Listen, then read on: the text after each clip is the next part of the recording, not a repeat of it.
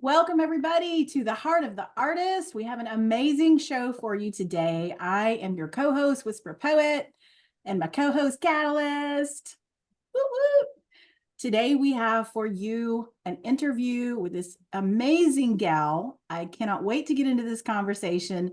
Emily Cordes. She is so multi-talented. Of course, I've been, searching her on the internet, digging up stuff like the FBI, and she is an author.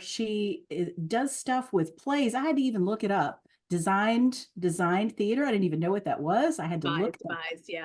Devised. Yes, I had to look it up. Didn't know what it was. She's just amazing. So we are going to jump right into this. Emily, welcome to Heart of the Artist. Thank you so much for being here. Thank you. I'm really excited for this. Thank you so much for including me on this show. Absolutely. So I I was reading something, and in your Instagram profile, you call yourself a creative weirdo. And if I hadn't already just been in love with you, that would have been the moment that I would have been like, yes. Tell me about why you call yourself a creative weirdo.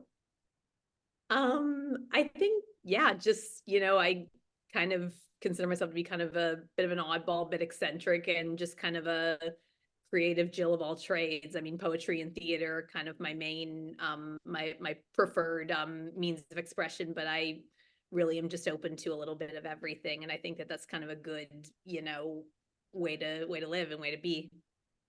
Absolutely. Did you by chance do the cover art for Queen of Swords, your book? No, I didn't. Shane Manier did it. She is incredible. I gave her the concept for it, and she just took it and just ran with it so beautifully. I wondered if painting was in your wheelhouse as well, because I know you're into a lot of different things. I dabble in some visual stuff just kind of for fun. Nothing that would really be like that I would really like want to like show people, but it's more of just kind of like a creative outlet just for fun. I like to paint, I like to collage and just do different like kind of visual things just for fun.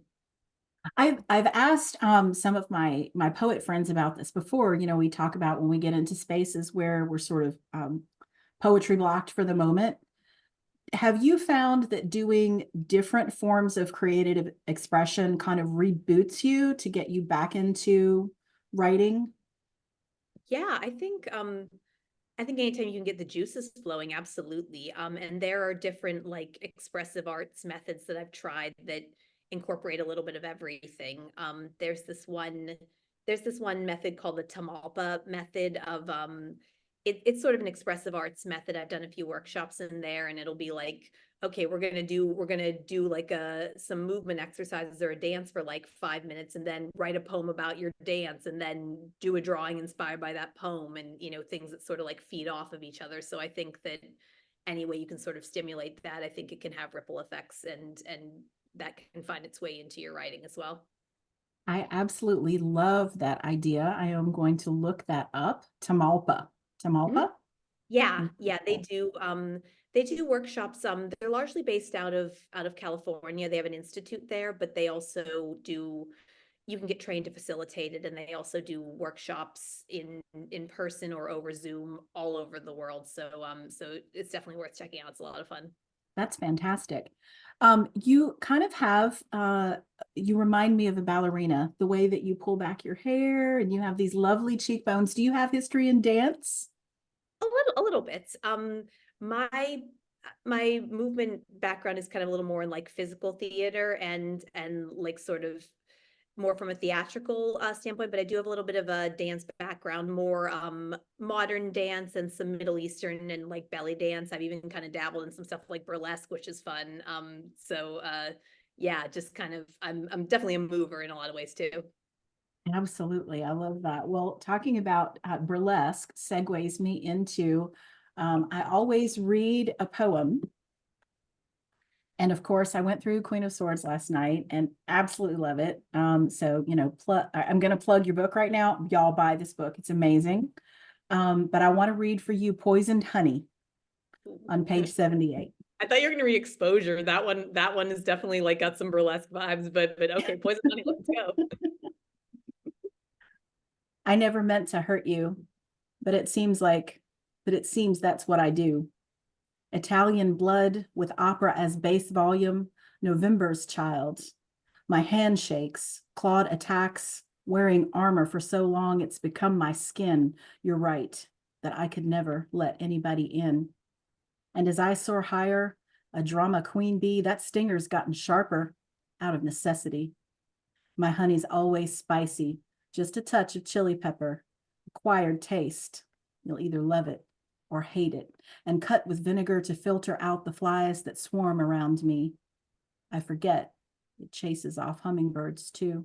And I still can't tell if it's butterflies or death's head moths come calling when wings collide against my window screen. What good is flight if at its termination the hive you call home's empty, scraped of comb, and you reign, solitary, queen of nothing. Your only friends the bodies you've collected, a nation of contracted worker drones. I can't change how you feel, or if you'll hear this, but here at least I'm free to say my piece. I try hard to be sweet, feed others. Maybe that's the problem. Honey's laced with silent sacrifice, and it's not always the medicine you need. In wrong amounts or context, it will choke or shock or poison and holds the murmur of 1,000 buzzing, murderous bees. So here's the warning label I should have always come with. It's up to you, the dose you take of me. Emily Cordes. Oh, thank you. It's always so interesting to hear like other people read my poems. I think it hits so differently just depending on like whose mouth it's coming out of. And it's like it always gives me like sort of a fresh look at my own work to like hear other people read it. Yes, and thank you for letting me read. That hit so deep with me and resonated on many levels. And I know one of the reasons why I like you so much. You're a Scorpio girl. I love that. I'm a Pisces, right? So I vibe with my Scorpio girls. But I love how your book is just woven throughout with references to tarot, references to astrology, references to all kinds of wonderful metaphysical things. And it gives this just wonderful air of mystery. And in the interview that Rick Spisak did with you, he called you a woman of mystery. And you do. I mean, I was thinking about this, you're in marketing, right? That's your profession, right? You're in marketing. Yeah. And so in a sense, you're like the public face of the company that you work for. And yet, and you're in theater, and so you have this public face, you're very well known, but there is this sort of aura of containment and mystery about you. And so when I found out you were a Scorpio, I said, aha, that's what it is. Got I'm a that Scorpio mystery quintuple going on. Scorpio. That's what it is. Quintuple Scorpio. I even have a poem about that in there. Sun, rising, Mercury, Venus, and Pluto. So yeah, it's like I don't have a chill setting, but it's like it's fun. And I saw I that have, you I have have Aries moon. yes, Aries moon and Aquarius Mars. That if you can call that balance, it kind of balances it out or tempers it a little bit. But yeah. Well, you are definitely an interesting and fascinating and amazing person. And you've done so many interesting things. And I am very interested in hearing about the devised theater. I looked that up and it said that the key elements of it are that it's collaborative and that it's um, highly improvisational. Is that right? Yeah, for the most part. So, kind of a quick synopsis of devised theater is that it's basically rather than starting a rehearsal process with the script already completed and fixed in mind, like usually a playwright will just, give the script to like the director and the actors. With devised theater, the director and the actors and the playwright are all collaboratively creating the script together as part of the rehearsal process.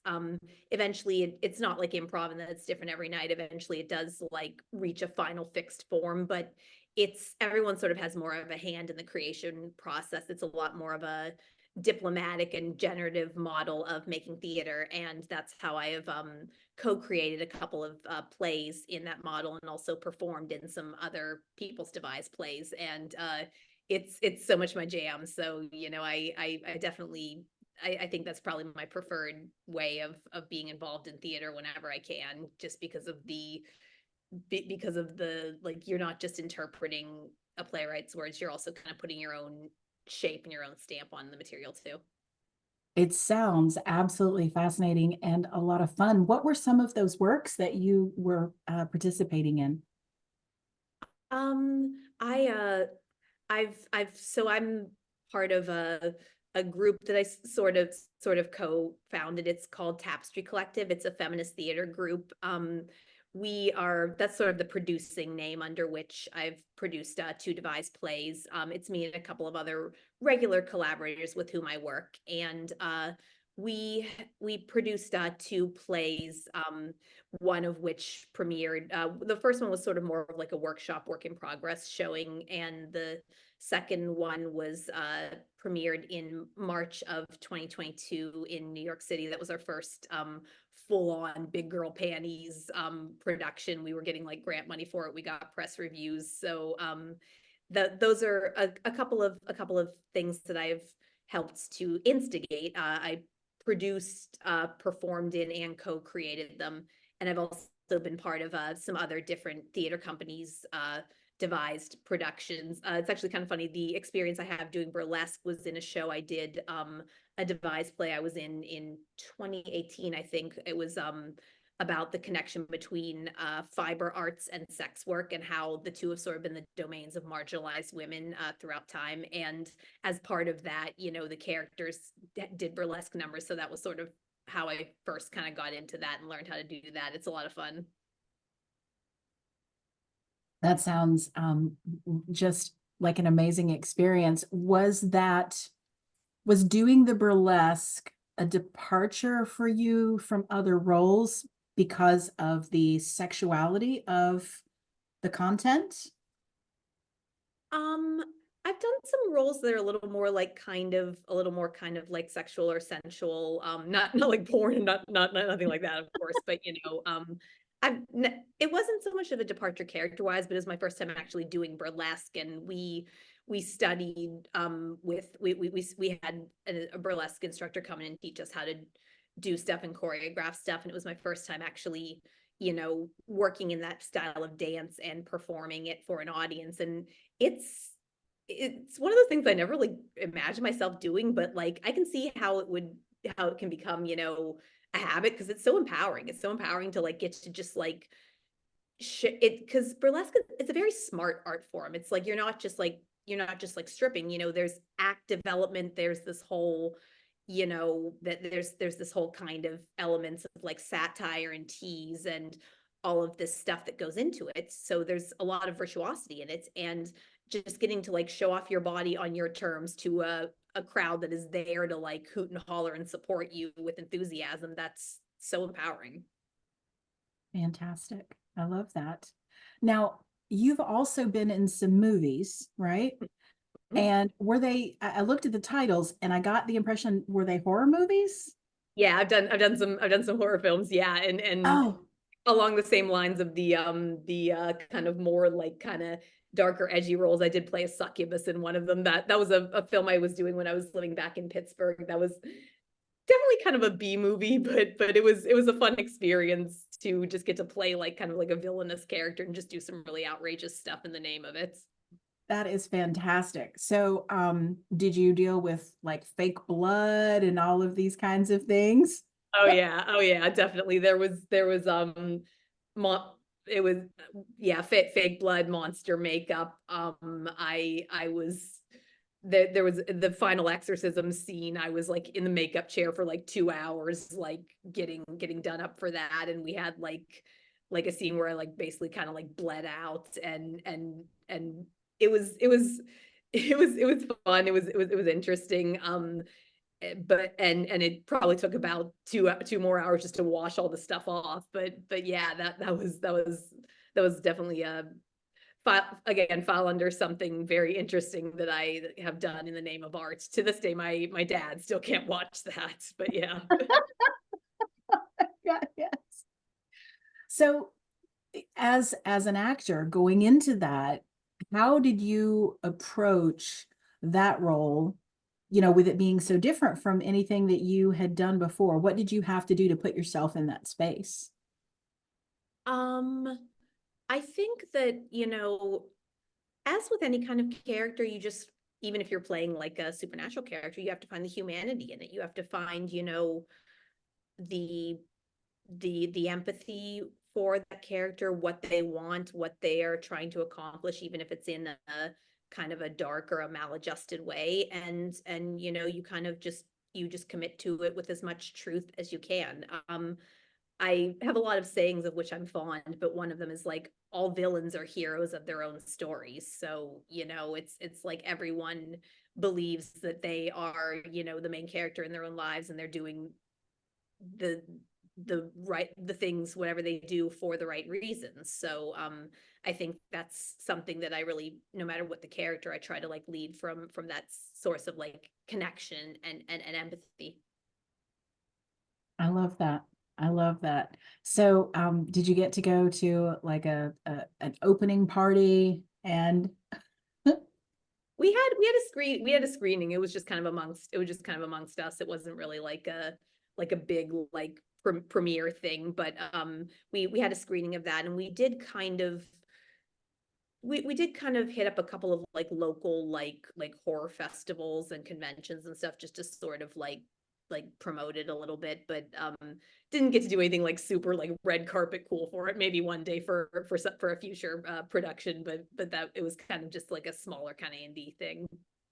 so in the arc of your career across time and theater and in acting, where did that fall and where did the burlesque fall sort of across time, in terms of being sort of a beginner, versus being the very experienced person that you are now in those worlds? Well, I've been acting since I was a child. Like it's just I kind of just got hooked on it just being in school plays in grade school, and I knew very early on that it was kind of my one true love. So I'm very lucky. A lot of people, don't know what their purpose is or what their calling is, until much later in life, but I just kind of knew and always wanted to pursue it in some manner. And with the burlesque stuff, that just kind of sort of fell into that, from the theater stuff that I was already doing. I don't really do burlesque, like I haven't really like performed burlesque outside of the context of that show, but I do find it was kind of a fun experience. And I belly dance, though, not I take belly dance classes just kind of for fun, again, not really so much to perform. But there's definitely I've always kind of been into movement in different ways, and I think that theater can be a really great avenue to open you up into a lot of other forms of expression, or just other ideas and concepts that you might not have, thought of before. Mhm. So when you started seriously writing as a poet, where was the poetry community in terms of the Zoom world and this electronic space that we have now to connect with each other so effectively? Was that available to you at that time? Yeah, so what was interesting was that's actually how I sort of undertook more of I got more like seriously into poetry and performing my poetry because of the Zoom, because of the Zoom experience. If you'll permit me a bit of my origin story.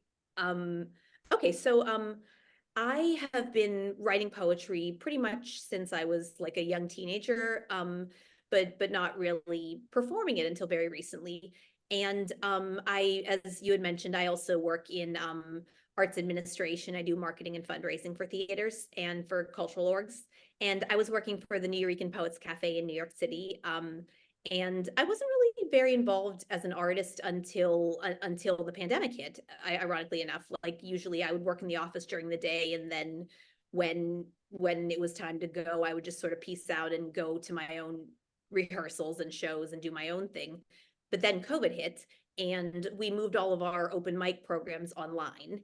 And I was running Zoom tech for all the online open mics, and that really kind of just opened me up so much more to the poetry world, and that was like right there at my fingertips that I had never really kind of taken advantage of. So I was, the pandemic kind of, had, for all of its awfulness, had, many silver linings for a lot of us. And that, for me, it was the fact that it not only brought me into this community, but it was inspiring me to kind of get back more into writing. I was writing poetry to just sort of process everything, and then, sharing it on the open mics, and the momentum just got going. I was just sharing more and more and writing more and more, and the community has just been so encouraging and so supportive. And thanks to that time, I was able to compile enough material for my very first book, Armful of Poppies, which got picked up by Red or Green Books. And that really kind of, once things started reopening, we started going back to in-person stuff, then just being involved in the local poetry community in New York, as well as the global poetry community over Zoom. That really has just been such a gift to me on so many levels, both for the inspiration, for the camaraderie, for all the awesome opportunities I have, found or made by virtue of those connections.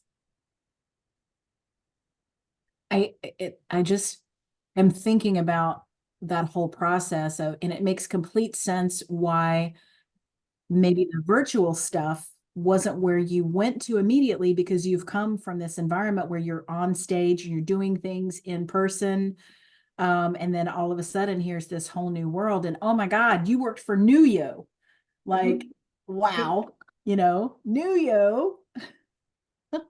That must have been, what was the most interesting time with that? I'm sure you've got really cool stories. Yeah, wow. I think that's probably one of the most interesting times with the New Year. I mean, it was interesting before the pandemic, absolutely, but I think during the reopening, when we were doing all this hybrid stuff, that was probably the most fascinating thing, because like getting to read at these hybrid mics where you've got like half the poets in the cafe and the other half being live streamed in over Zoom. You're reading in front of a live audience while you've got your image projected behind you on this giant screen and being live streamed. I mean, it was a trip. And also I think that time just seemed especially special because we were all just completely just riding the like fresh out the gate, oh my God, we're back in person kind of energy. So there was just this rowdiness and this vigor that was really just incomparable. Ah, that must have been an absolutely amazing time. It was such a it was such a yeah, it was such a rush. It was just really fun. Who are some of the most interesting poets that you have met in this journey that you've taken? Oh, it's so hard to pick. It's so hard to pick just one. I got to shout out my girl Ray Jane, because she is just, if you don't have her on the show, you absolutely should. She is, if you just hear her read, like they don't call her Thunderlung for nothing. Like her voice is just like transcendental. And I mean, and her poetry is just so resonant and so deep. It just hits you so hard. And I think she's definitely, I'm still like, I get humbled by just getting to like I'm in the same community as her, like pinch me. So she's definitely amongst the ones. Paul Skiff, who is like one of the New Yorkers OGs, from like literally the OGs, like the East Village, knew the founders of the cafe. Yes, Skiff. Jane Spoken Word is here. She's another one of the cafe's OGs. So, she's a special one too. And there's just so many people I could name. It's so hard. It's so hard to pick, but I really just I really so all the different people in the poetry community, everyone's got their own style and their own personalities, and everyone is just like, I love them all individually, I love them all collectively. It's such a gift to just get to be among such unique and talented people. Absolutely. You have such a unique voice, and reading your work, I feel like if someone showed me a poem of yours, I feel like I would say that's Emily. You have a very unique style. how do you feel that being around all of these different voices, with these very unique style, Ray Jane, obviously very unique, Jane, very unique, everyone has their own style. How does that help you to become, to go deeper into your own style? I think just seeing other people kind of, other people do what they're doing, just kind of inspires me to sort of lean further in and dig deeper to my own stuff. I mean, I think I think it just, I mean, also just other people's work just inspires me in general. Like sometimes I've written stuff that's directly been inspired by the styles that other people have done. I've taken workshops with people. They're people who have given me prompts or challenges. I've done collab poems with a lot of folks. There are even just some poetic forms that people in the community have invented that I've sort of taken and tried my hand at. I think it's just it really just, I think a healthy creative ecosystem really just, is one where we are all, inspiring and nourishing each other. Like we are all like our own independent people, but we all sort of, play off of each other and support each other. I think I think that anytime you're able to interact with other artists, it, just benefits us all. So tell me the most deeply uncomfortable moment you've ever had, whether it was on stage or doing poetry, in one of acting, all of those spaces. What was that just deeply uncomfortable moment? Um, I will say, I guess a couple in acting there was, again, speaking of things that my family has I get typecast pretty dark, so like my family has they've definitely seen some pretty gnarly shit happen from me or to me on stage. I was in a play several years back where it was a stage combat scene where I played a girl who was getting like sexually assaulted by her brother, and I got like essentially before it was a thing, pussy grabbed on stage.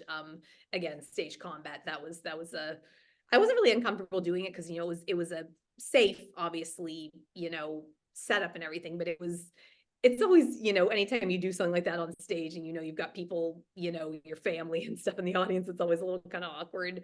Um, and I think that like I get a little self-conscious sometimes, just even like I really do love those the hybrid mics, but I think it was definitely having your own image projected up there behind you, I think that definitely can like make you kind of self-conscious, when you have that sort of weird, hyper awareness of like how you're looking right there on stage, and you kind of have to like compartmentalize that a little bit and just focus on what you're doing so you're not like psyching yourself out.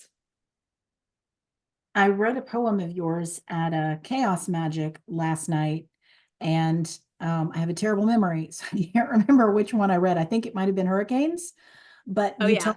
you talk about no selfies, let my poetry stand and Mhm. be the thing that is remembered, and that kind of feeds, right into to what you're talking about there. Yeah, I think that was I think that was Brilliant Streaks, if I'm remembering correctly. I think that was the Yes, thing. Yeah. yes, thank you. And I think a lot about like the impacts that I want, my work to have. And I think that that's as an artist, especially as a performing artist, it's like you're the whole package. You are your body and your voice and your mind and your spirit, and it's so many things that is all part of the picture. And I think that that's what Brilliant Streaks, that poem, was about, and how we really bring all of ourselves to our art. And you sort of you think about the impact that your work's going to have, and you never really know. I mean, you can have a desire for like, here's what I hope will resonate, but and stay with people, but once it's out there in the world, it's like, you kind of have to surrender a little bit of that control and just kind of understand that people are going to take from it whatever they are going to take from it. And I think that I really think that a work of art, once it's shared, it kind of belongs to more than just the artist. I think it belongs to all the people who receive it too, on some level. I mean, I think that's a really good point. Perception is reality, and so you do kind of make it your own. I love the opening stanza of Brilliant Streaks. When you're the canvas and the paint, you can never separate the mess of the vessel from the essence it contains. And I thought that was such a brilliant metaphor. And again, that speaks to exactly, what you were just saying. Mhm. And I gotta shout out one of my very dear friends who is involved in the dance community. He actually gave me that metaphor about like, performing artists being like the canvas and the paints. I'm just like, oh, that's a good one. I definitely borrow and paraphrase a lot of different stuff as well. But I'll always shout out the folks from whom I got it. Excellent, excellent. So you made reference several times to your family. Are any of your family also very creative as you are? Um, not as I definitely there's definitely people in my family who are creative, but I'm kind of a rarity in that I'm like don't there's not a lot of people in my family who have actually like sort of pursued that creativity more as like a vocation or more of an active thing. My dad is he was in a band in high school. He's a drummer. He's a really good drummer, but he has just kind of does that more as like a hobby right now.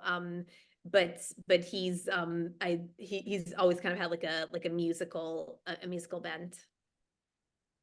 So did your parents, because you said you knew from a very young age that you wanted to pursue theater, poetry, all of the things as your profession. Did your parents support that, or were they kind of like, oh gosh, she's going to be poor her entire life?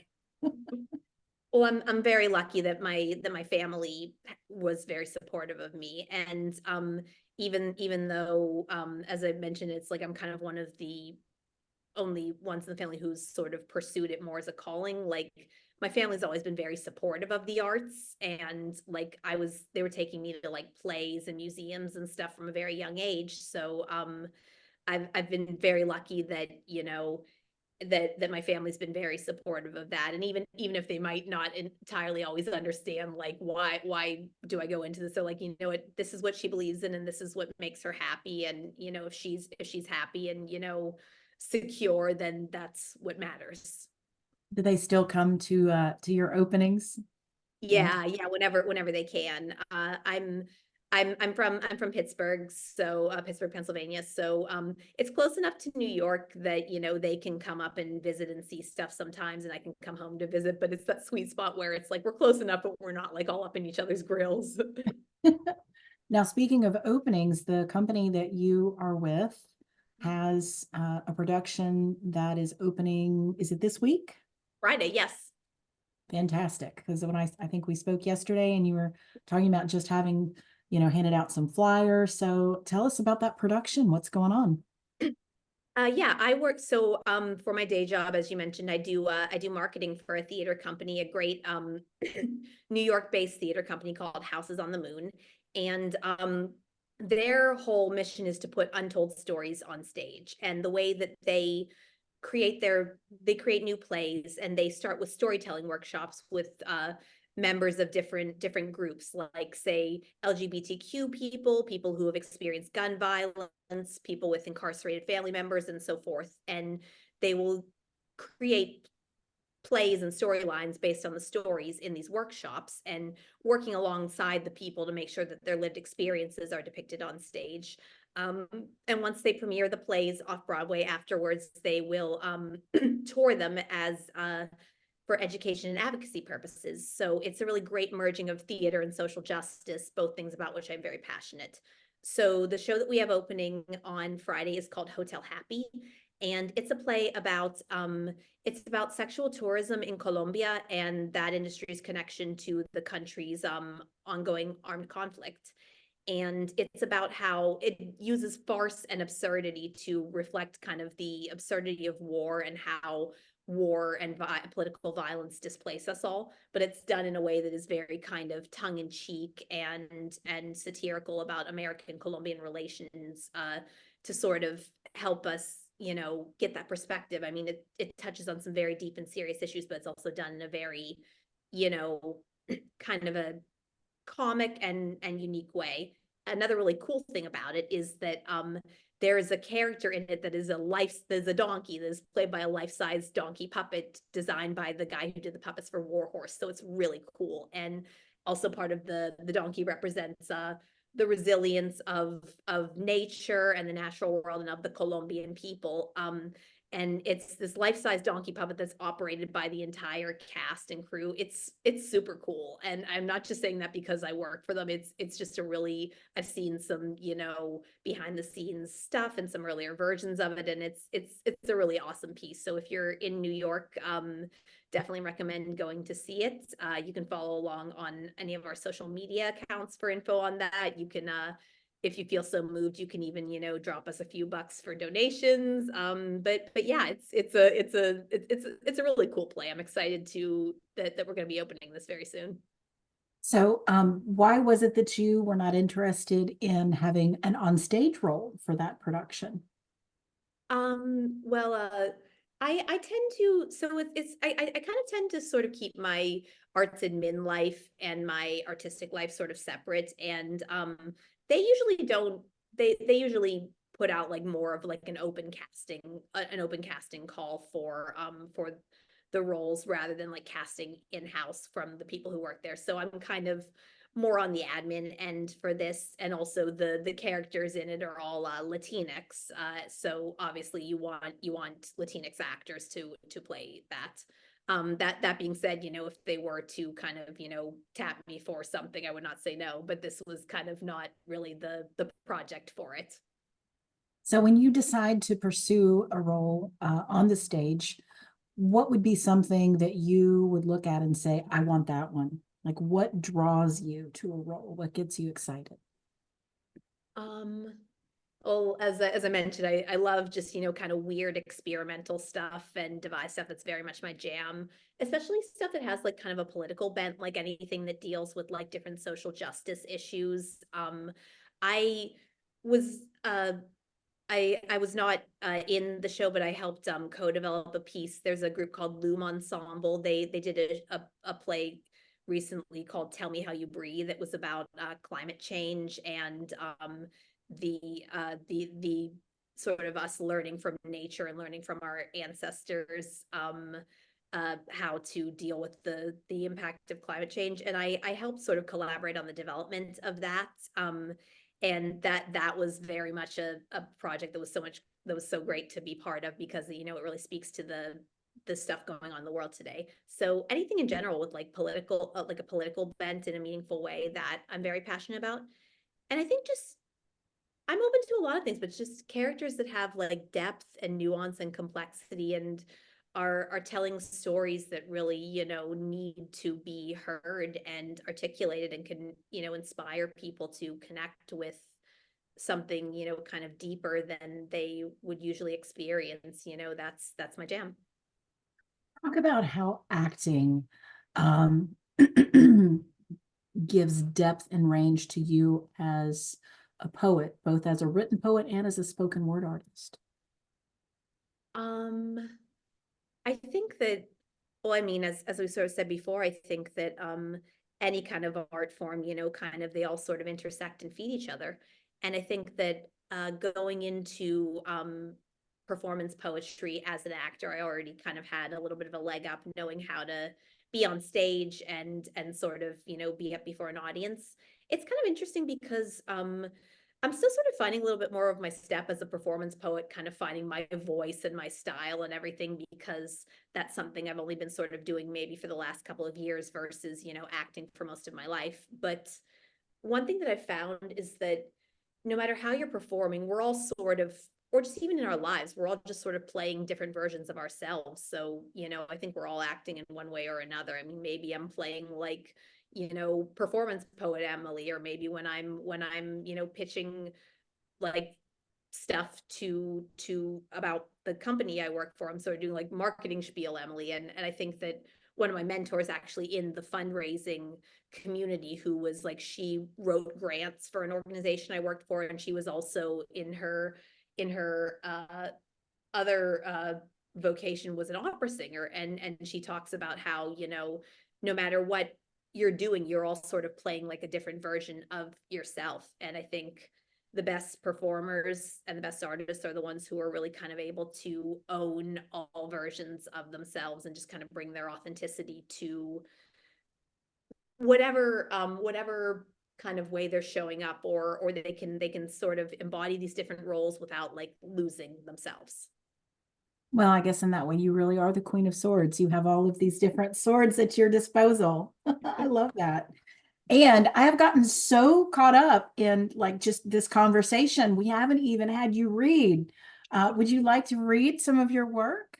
Absolutely, yes.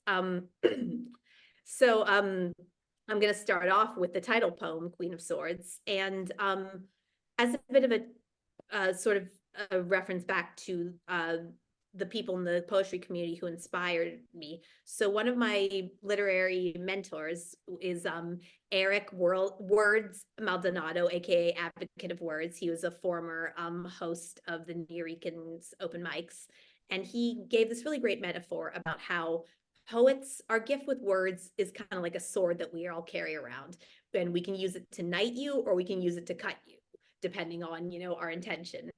And so that was kind of well, it's a whole nother story how I sort of came up with the idea for the book and the Queen of Swords card metaphor itself, but that was one of the bigger inspirations for this poem. So I'm going to read Queen of Swords. In the wise words of wise words, poets wield their gifts like swords, to knight the worthy or cut as they choose. Used justly, they'll illuminate. Used carelessly, can obfuscate. Used cruelly, can impale or maim or bruise. I've been the Queen of Cups, chalice offered up in love, been Queen of Wands with fiery torch ablaze. I've nurtured Empress gardens and unwound the devil's snares, but this tower's crumbling and it's time to raise. So I'll unsheath my sword, hoist it high and say no more, to protect or sever as befits the day. Toxic tongues hiss in my ear, wormy thoughts of hate or fear. I shrug them off. My court is not their place. And I'll be just, but won't adjust my borders to house bullshit from fools who won't accept their proper station. And my queendom will be beacon for my kindred cross the globe, the people of the quill and brush and stage. And with our sword pens brandished, we'll inscribe in air and fire 1,000 different worlds of our creation. Thank you, Queen of Swords. Oh my gosh. When you said Queen of Swords, I am the Queen of Swords, I mean, just power rolled over me. It was wonderful. That was an amazing read. And oh, yes. Okay, more, please. Awesome, yay. Okay, let me see what we got here. Excuse me, I'm sorry. Now is the worst time to be getting like dry mouth, but I will press on. I was in a reading like several years ago where like my friend and I we both did shots of apple cider vinegar over Zoom just to like for like our sore throats. I'm like, all right, I'll do it if you do it. 3, 2, 1, boom. So this I'm inspired a lot by my surrounding environments, and and well, many of my sources of inspiration I think are encapsulated in this next poem I'm going to read.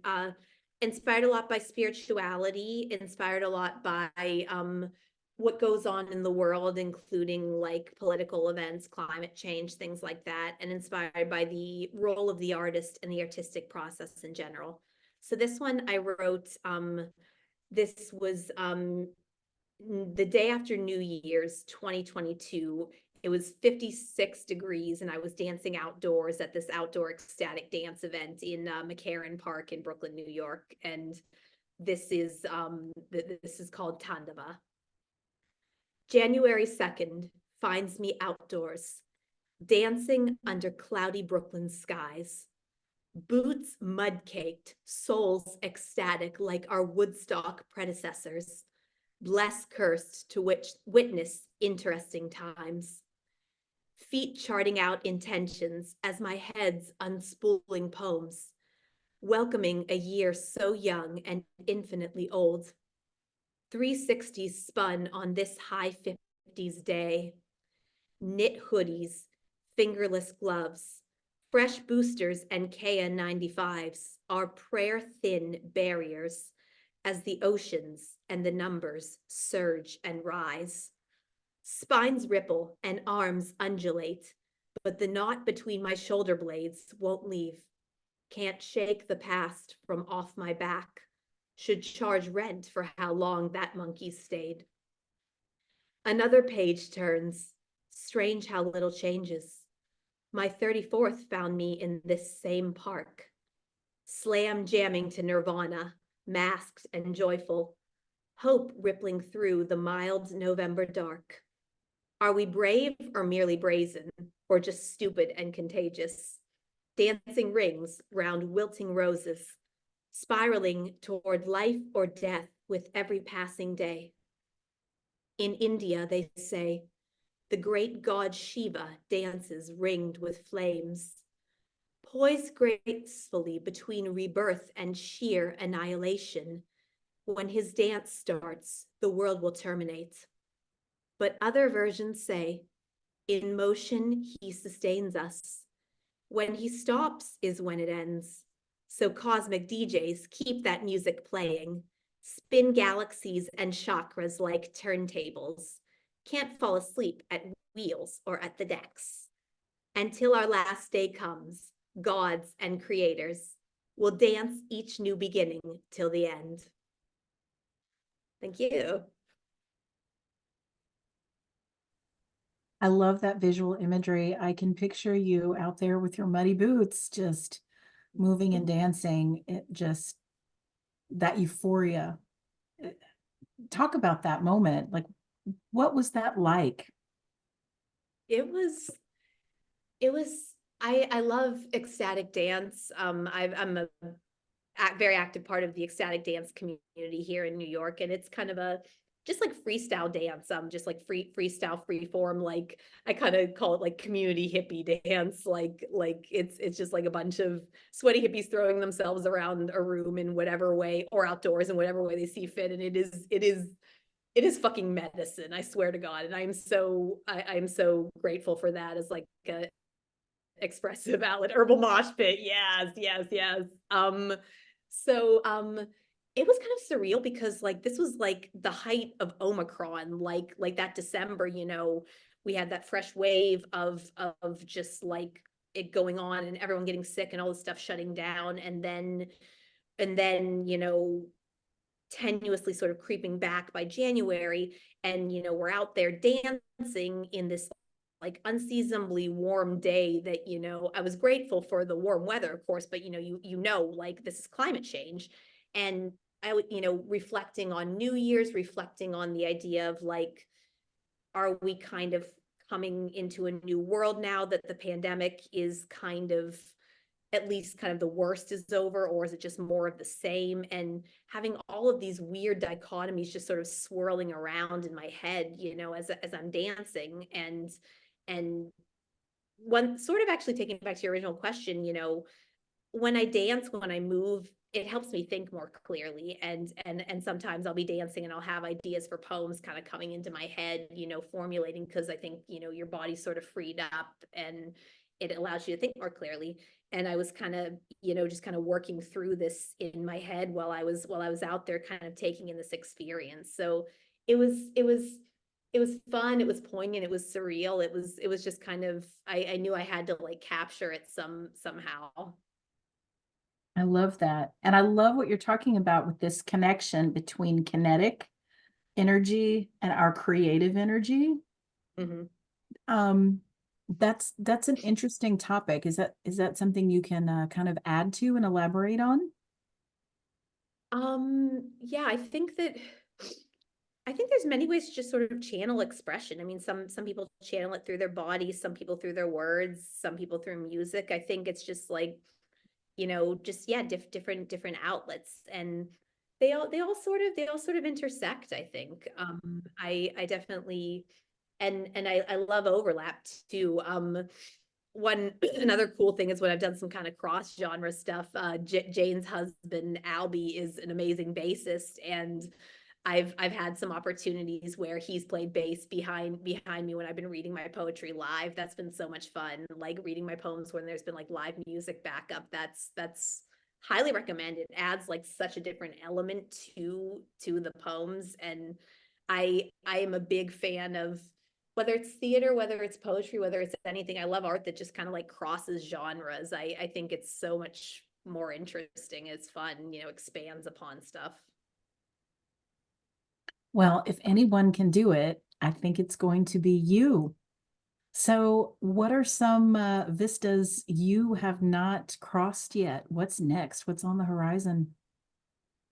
Um, I, honestly, I love to just stay open to anything, stuff I'm even not aware of. But one thing that I am developing a new devised play that hopefully we're sort of taking our time generating it and seeing, it may be many years before it comes to the stage, but Tapestry Collective, my group, we're working on a piece about our relationship to our ancestors. And that was also inspired a lot by some deeper dives I've been doing into my own lineage and to the concepts of, you know, inherited trauma and also inherited joy. And we are working on a piece about it's sort of like a supernatural female buddy comedy, it involving a group of girlfriends who are traveling to New Orleans for some kind of a significant milestone while their ancestors are also gathering in the hereafter for some other similar purpose, and the two worlds sort of overlap and collide, and we learn a lot about the parallels between our lives and our predecessors' lives and the healing that can happen in that cross genre conversation. So that's a piece that it's a work in progress. And again, I meet once a month with my collaborators to just sort of come up with different ideas for it and sort of generate it. So we're taking our time to just sort of slow cook this, and once it makes its way to a stage, I will definitely be promoting it. But right now we're just sort of exploring and finding it, and that's really fun because it's like I really love just kind of being able to just be in process and take my time and just all that smushy good creative stuff, and just kind of see what form it wants to take. The idea sounds absolutely amazing. And of course, I'm from the South. I relate everything to Southern things, but I almost had an idea of like Steel Magnolias-esque, like Yeah. a moment of that in there. I don't know if that's, one of that's in the back of your frame of reference, but I kind of went there with that. I could kind of see stuff like that.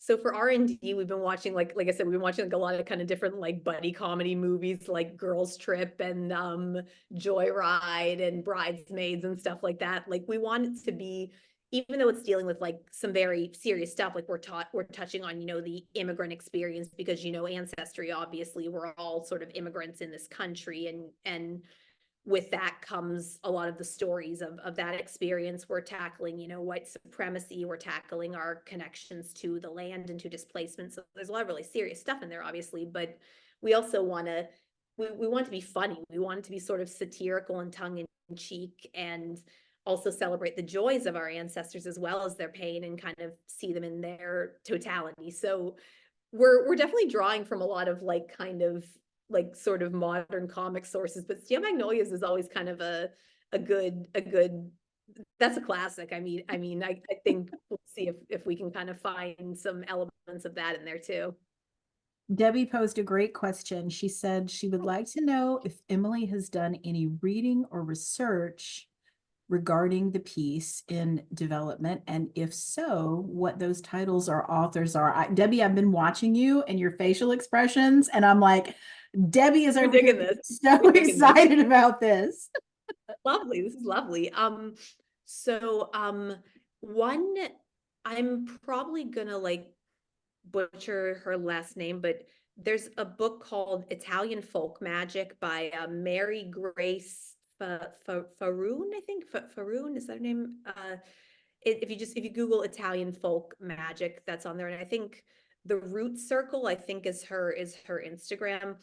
But I am I am a I'm 3/4 Italian by descent, and something that I've been doing a lot more deeper dives into is my own lineage and a lot of the folk traditions of that lineage. And I've been reading a lot about that, and about like some of the different like folk traditions and ancestral magic and different traditions from that. And that's been really fascinating for me, with respect to like sort of those kind of connections and practices. So that's been a source of inspo thus far for that. And like, and a lot of my own family's sort of stories, and the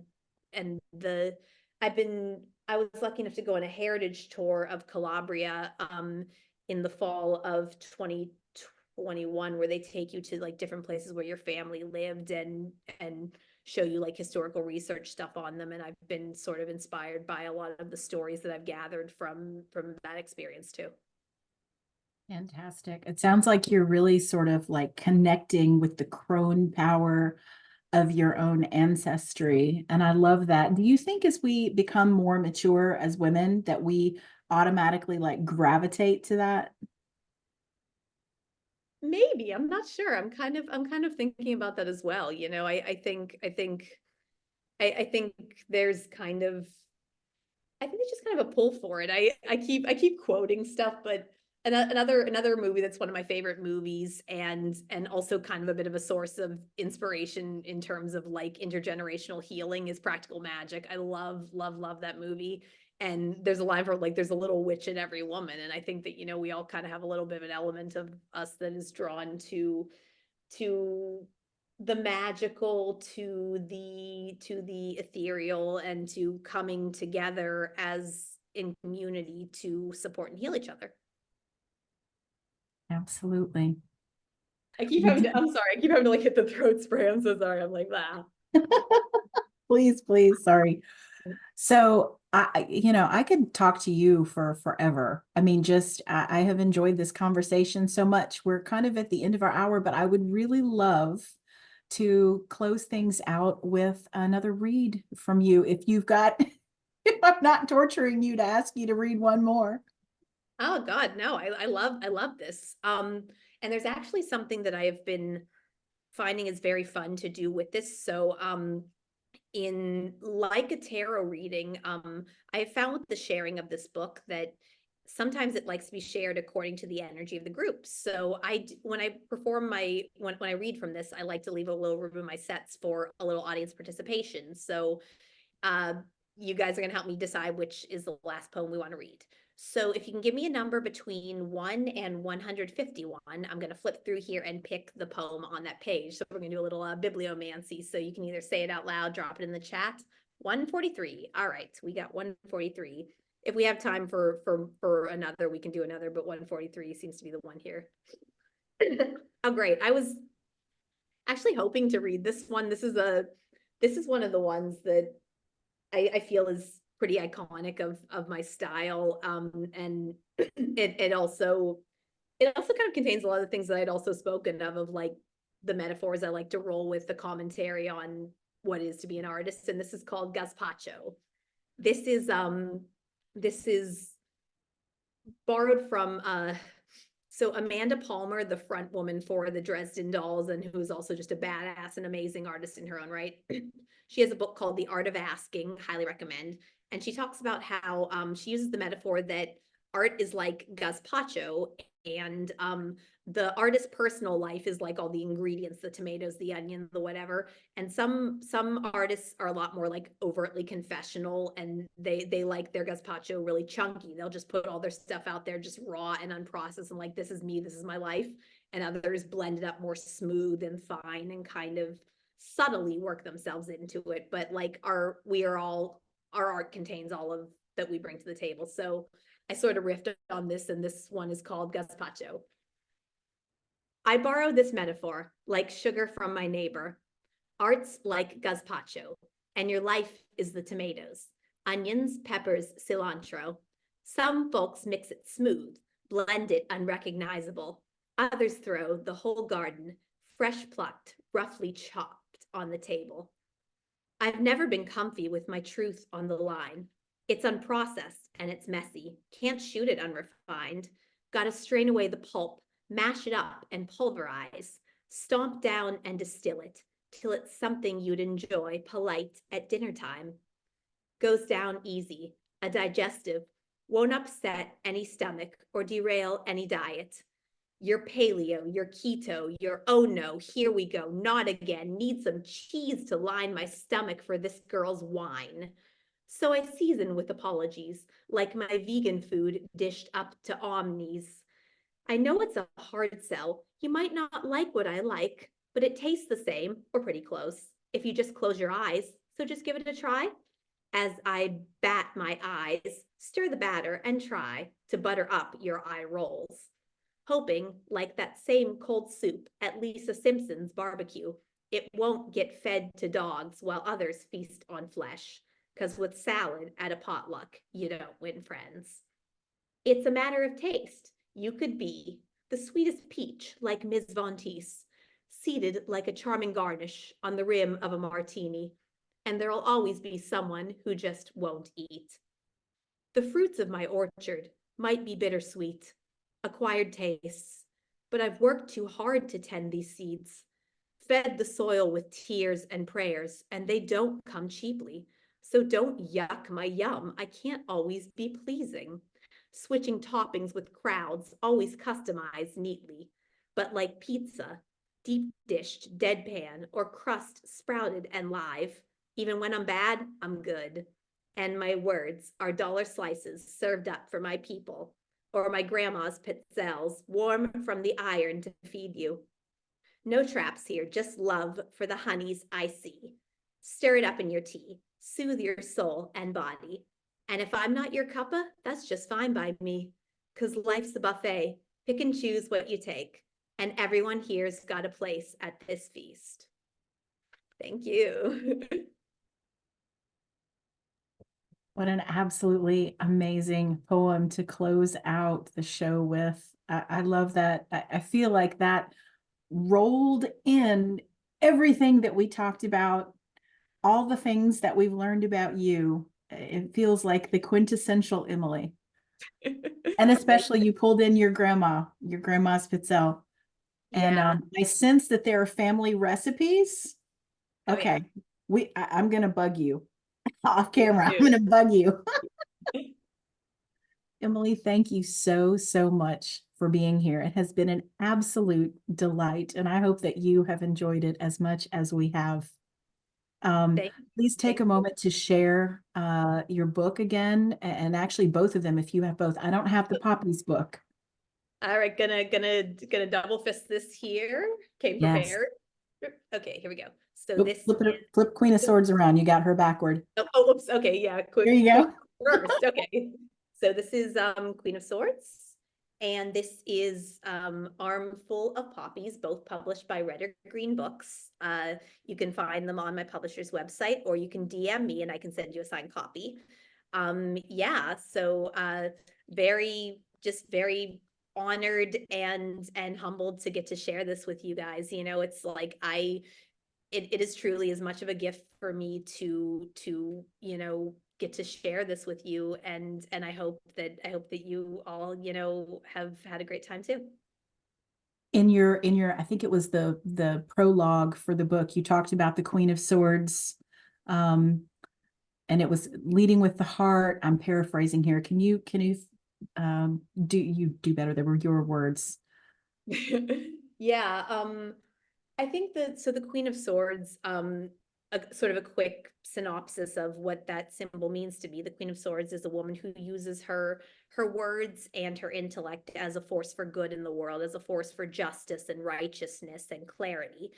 And the flip side of that is, if you're leading so much with your head, you know, you can become disconnected from your heart. So I've found that, as you know, creative growth and time has kind of brought me more into contact with the power of words and the power of creative expression. I think that you always have to include your heart in the conversation and temper everything you do with love for humanity, with respect for humanity, with empathy. I think that that's really that's always got to be your compass, you know, no matter what your principles are, that has to be where it's all grounded.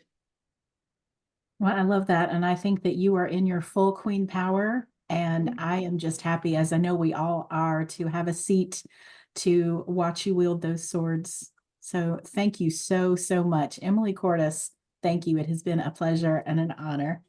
Thank you. Thank you.